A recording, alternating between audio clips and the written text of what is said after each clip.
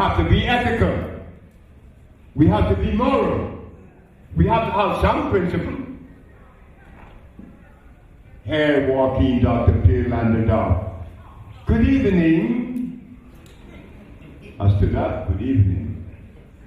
Everybody sit down. I am Pearlander Dog.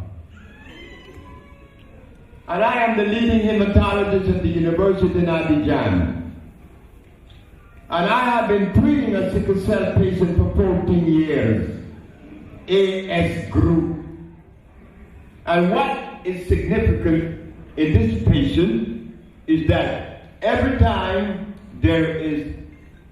he's under stress, lactocomia shows up in his blood.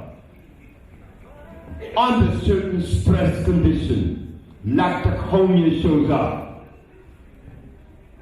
I said, he just did the first mistake. I didn't say anything because these doctors went to medical school. I didn't go to any school. They should hear what this man is saying, but they're not listening. I have been treating this patient for 14 years, and lactocomia is always present under certain stress condition. And they begin to give this man a standing ovation. Oh my God, what am I going to do? I stood up. I said, Dr. Landoff, I am a little bit confused, and it could be because of my ignorance that I am confused. Not because you are not intelligent. It could be my ignorance. But since you are the doctor and you are the intelligent one, I expect for you to help me. Did you say that your patient shows lactocomia under certain stress conditions? He said, yes. Do you disagree? Not at all. Not at all. But Dr. Landoff, isn't lactocomia a byproduct or a derivative of lactic acid? He said yes. And lactic acid is a derivative, a byproduct of milk. He said yes. Right there. He destroyed his whole premise. What are you giving a black man milk that has sickle cell anemia? You see? But these things are not registering with us. We want to believe that we cannot offer a position that is credible. And it could not come from a black man.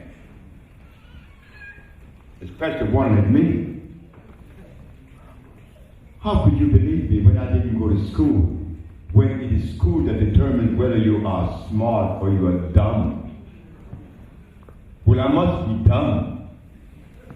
But in my dumb state of being, I have cure AIDS and sickle cell and lupus and herpes and cancer and blindness.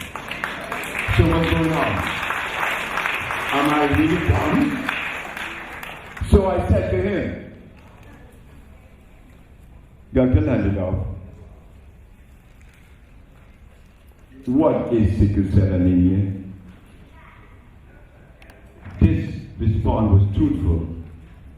I don't know. I said, thank you. But the doctors at Howard said at some point, you shut your mouth. I said, what did you guys say? For me to shut my mouth? This man, medical philosophy, been ruling for 500 years. I only spoke for 15 minutes. I got 400, 300, and so many days left. Landoff, tell this man something for me. You see, that's us. You made me what I am. I came off the banana boat, you know, with a player of tennis. But I heard all you talk about Plato and Socrates and Diogenes and John Stuart Mill and Spinoza. I didn't read any of those books because it didn't relate to Africa. I heard talk about Jethro Cross and Alma Hutchins and Christopher and called pepper. These are herbalists. I'm not a European, I'm an African. So when I go back to Africa, guess what I found? I found a cure for the diseases. But this is something that shows up too, that really I didn't want to touch upon, is this. Egypt. Go ahead. Egypt. Everybody in the 70s, Egypt. Egypt. We're going to Abu Simbel, we're going to Karnak, we're going to Giza. For what? Egypt, man!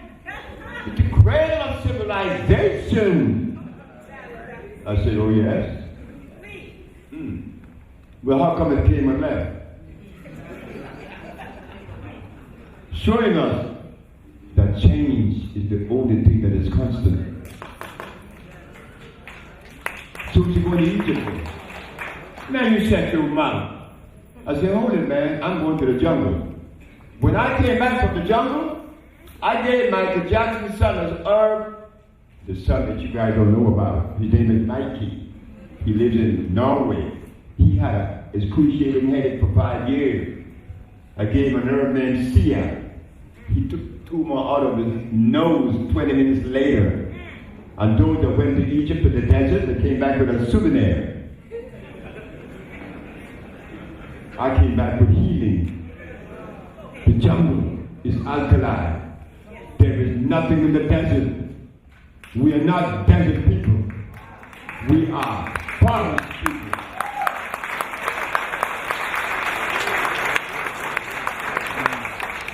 So brothers and sisters, look, we don't have any reason to be ashamed of ourselves. Mr. Haney Blewett, the musician that I so love, and he loved me, he loved you, and he's a very beautiful musician. He's in the line with Pharaohs and Coltrane and all those others. Pharaoh said, you know, Sebi, I think one of the problems is shame. Shame, as we look back at our history, that our Genesis is a naked woman in the jungles of Africa. But it is that woman that gave Dr. Sebi the cure for all the diseases. Because the rest of the books written on herbology and on healing, nobody has ever cured the diseases that Mama has cured. That I learned from Mama. You, the black woman. You, the black woman that I said in 1962, when there was a conversation at Tim Barbershop on Claiborne Avenue in New Orleans, Louisiana. There was a bunch of us in the barbershop getting ready to eat our basket of shrimps, and we had a big bowl of gumbo, and we had some draft beer. Oh boy, we getting ready to feast. And don't forget the jambalaya. And I was in the group eating it too. And it was 1962, I wasn't eating yet. The nigga was eating everything under the sun. So, but the brothers in New Orleans, I must say this. Do you know that as I think of New Orleans is the most beautiful city, the city that I think of giving me a love that I never received in any other city in the world. New Orleans, Louisiana. In the barbershop. Man, you talking about a black woman? That's sci-fi. That's Miss Ann. I said, why do y'all want to take that position against the black woman? We came out of her vagina, she ain't that bad. We came out of her vagina. I said, do you know that my mama was the biggest whore in the world? The biggest prostitute? She's my mommy. Damn it, that's my mama. Why you want to talk about her like that? Knowing that we are all damaged by being severed from mama? And you can talk about the black woman like that? Well, I'm going to give her a gift. And what you going to give her? I don't know. I'm going to give her a gift. And I didn't know what the gift was going to be. I didn't know. But when that Mexican, Alfredo Cortez, heal me of my diseases, he asked me a question that is yet to be heard from the pages of the anthropologists and historians, not to mention the scholars that are black. The Mexican asked me, where are you from? I said, I'm from Honduras. I speak Spanish. He said, you what? Man, you're out of your mind. He said, black people don't come from Honduras. Maya, Paya, Lenca. So where are you from? Oh, I caught myself. I'm from Africa. He said, now we can talk. Because you're all an African, I'm going to give you something that is specifically made for you. A certain food that is free of starch and blood. Why these anthropologists that you have read up on historians didn't write that? And the brother here was born sick, and it took a Mexican to heal him, to prepare me to come to you to heal you. You see, it goes around the organic family. All right? So, we're about to take a break. Just hold up. We're about to take a break so we can finish it. All right? Thank you.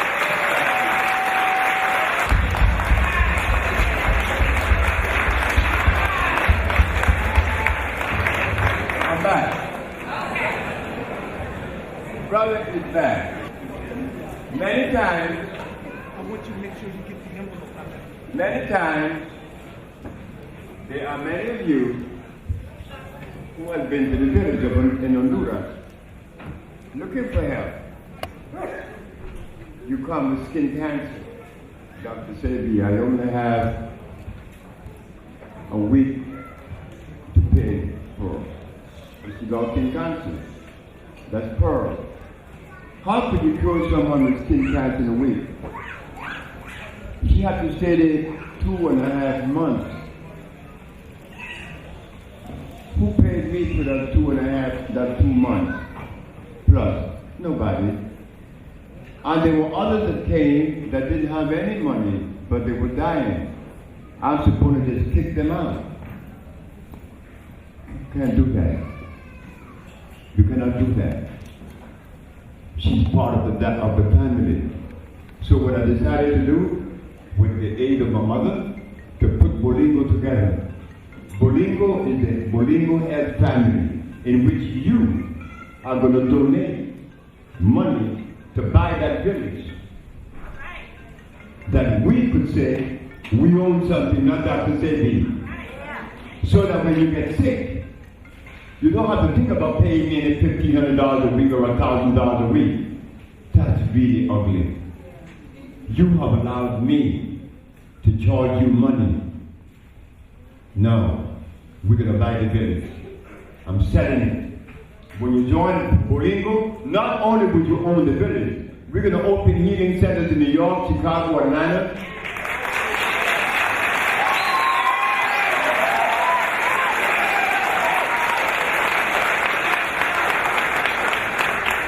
So just look out on the website of Dr. Sebi for the Bolingo Health Family Club. And after we have collected so much money, which our target is $200 million. Why $200 million? The village is only going to be sold to you for about $5 million. The rest will be in constructing these healing centers throughout the United States and in Africa. We're going to make connection with Africa to import herbs. We're going to process herbs. We're all going to be a member of this healing journey. Because when you get sick, you don't have to think about money now. You are part of the family. You see now? Of course you see. Because it has substance. It's workable. So brothers and sisters, ladies and gentlemen, please, I beg you to join Bolingo. Because I'm hurting. I'm hurting to know that when my mother told me, I went to D.C. and I asked them to give me just $1. If every black man in D.C. would have given $1, they would have been owning the village now. But they didn't, because they thought that I was going to run away with their money. Well, I don't need money. I never needed money. So now, my mama said, since they think that you're going to run away with the money, build the village, then sell it to them. And those of you that have been there, you have noticed that the village is good. They cut me off. All right, No, brother. he unplugged it by mistake. Yeah. Thank you very much. Thank you very, very much for coming. Look for the website and joining Bolingo. Because we need you just as much as you need me. I need you more. But I don't want to own the village anymore. I want us to own it. We're going to have him right there. Because there are people that don't have any money. We black people don't have any money. Three doors need to be closed. So why would you let me own the They village? don't come out and we Why can't we own something collectively?